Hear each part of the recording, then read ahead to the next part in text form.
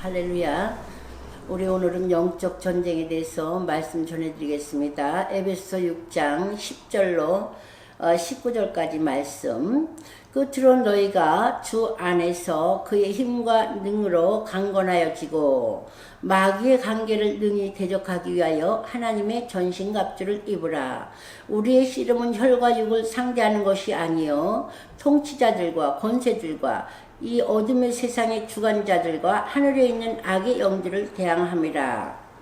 그러므로 하나님이 전신갑주를 취하라. 이는 악한 날에 너희가 능히 대적하고 모든 일을 행한 후에 서기 위함이라. 그런즉 서서 진리로 너희 허리띠를 띠고 의의 호신경을 붙이고 평안의 복음을 준비한 것으로 신을 신고 모든 것 위에 믿음의 방패를 가지고 이로써 능히 악한 자의 모든 불화살을 소멸하며 구원의 투구와 성령의 검 곧 하나님의 말씀을 가지라. 16절 말씀, 18절 말씀. 모든 기도와 간구를 하되 항상 성령 안에서 기도하고 이를 위하여 깨어 구하기를 항상 힘쓰며 여러 성도를 위하여 구하라. 또 나를 위하여 구할 것은 내게 말씀을 주사 나로 입을 열어 복음의 비밀을 담대히 알리게 하옵소서 할 것이니. 우리가 이 신앙에서 제일 중요한 게 영적 전쟁입니다. 우리는 마귀와 싸움은 선한 싸움. 그래서 사도 바울도 선한 싸움을 싸우라 이렇게 말씀하신 것은 뭐냐면 하나님께서 우리가 마귀는 우리를 패배하게 하고 하나님께로 가는 것을 막고 방해합니다. 신앙길을 방해합니다. 그러나 하나님의 성령께서는 우리를 인도해 주시고 하나님의 자녀들이 그 성령의 충만함을 받아서 하나님의 길을 잘 갈 수 있도록 하나님 성령께서 인도해 주십니다. 그런데 우리는 영적 싸움이 어디서 시작되느냐? 에덴 동산에서 뱀이 그 하와를 유혹했기 때문에 그래서 그 유혹에서 시작된 그 뱀이 계시록에 가면 옛뱀 20장 2절에 보면 옛뱀 마귀라고도 하고 사탄이라고도 하는 그 용을 잡으니 이렇게 말씀이 나왔습니다. 그 마귀 사탄은 언제까지 가느냐면 요한계시록에 가서 하나님이 이제 오셔서 심판하실 때 그 마귀 사탄은 불못에 들어가게 됩니다. 그러기 때문에 이 그때까지는 우리를 괴롭히고 또 이렇게 성도들의 신앙을 위해서 어떤 때는 하나님이 욥기서 같이 허락하실 때도 있습니다. 그래서 마귀의 관계를 능히 대적하기 위하여 우리는 하나님의 전신갑주를 입으라고 하나님 말씀했습니다.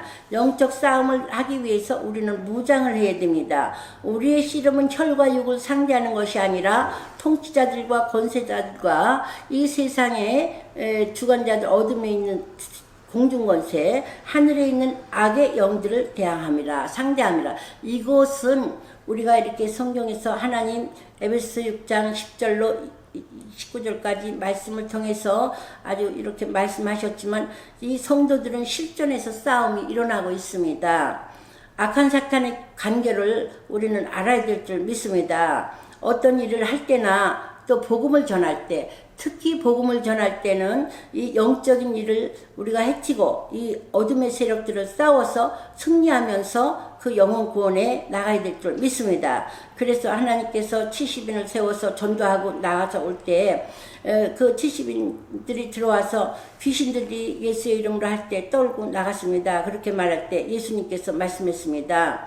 귀신들이 너희를 제어하는 능력을 내가 너희에게 주었노니 너희는 그들을 다 제어하고 하나님 귀신이 떠나가는 것으로 기뻐하지 말고 너희 이름이 하늘나라 생명책에 하늘나라에 기록되는 것으로 기뻐하라 이렇게 말씀했습니다. 그래서 하나님께서는 우리에게 전신갑주를 입으라고 말씀했습니다. 이건 악한 날에 너희가 그 모든 사탄을 이기기 위해서 승리하기 위해서 영적 전쟁에서 승리하라고 주님 말씀했습니다.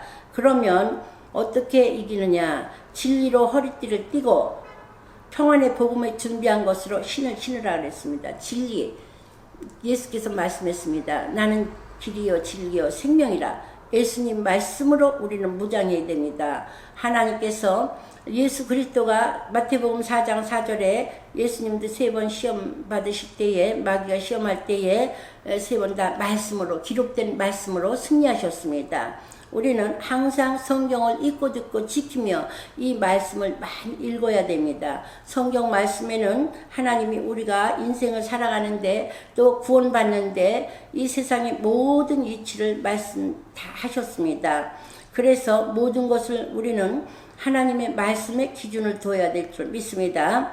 모든 것 위에 믿음의 방패를 가지고 이로써 능히 악한 자의 모든 불화살을 소멸하고 구원의 투구와 성령의 검 하나님의 말씀을 가지라. 그러니까 하나님께서 말씀을 강조하셨고 우리 구원받은 것을 멸류관을 지키라 이렇게 말씀했습니다. 그 다음에 18절 기도와 간구를 하되 항상 성령 안에서 기도하고 이를 위하여 깨어 구하기를 항상 힘쓰라.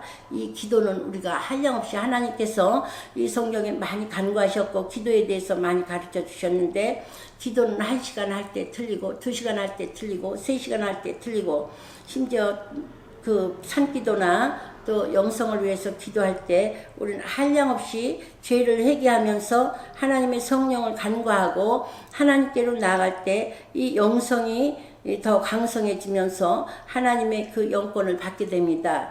우리는 기도를 위해서 많은 그 시간을 하나님께 드려야 되는데 예수님께서도 기도에 대해서 모범을 보이셨는데 땀방울이 핏방울이 되도록 기도를 하셨다 그랬습니다.